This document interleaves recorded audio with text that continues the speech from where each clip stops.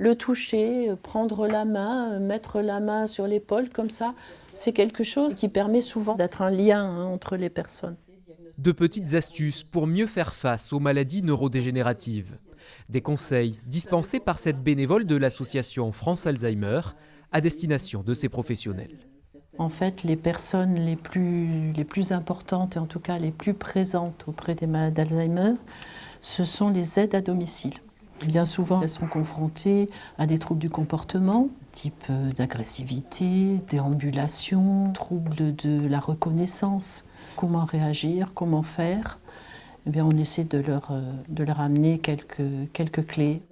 Rien de révolutionnaire pour ces accompagnants du quotidien habitués à côtoyer les malades, mais un rappel toujours utile et l'occasion aussi de se rencontrer et partager les expériences.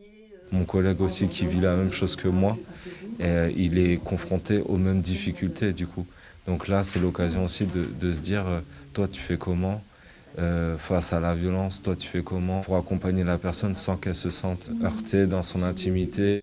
De quoi recharger les batteries avant de revenir auprès des bénéficiaires, auprès également des aidants, pour qui l'association France Alzheimer peut être un support non négligeable. On a les adresses pour communiquer aux familles. Les difficultés, c'est de leur faire comprendre qu'il faut vraiment qu'ils se fassent aider.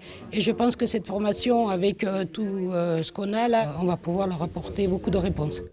En Dordogne, près de 10 000 personnes souffrent de la maladie d'Alzheimer ou de pathologies assimilées. Les 2 tiers traversent cette épreuve à domicile.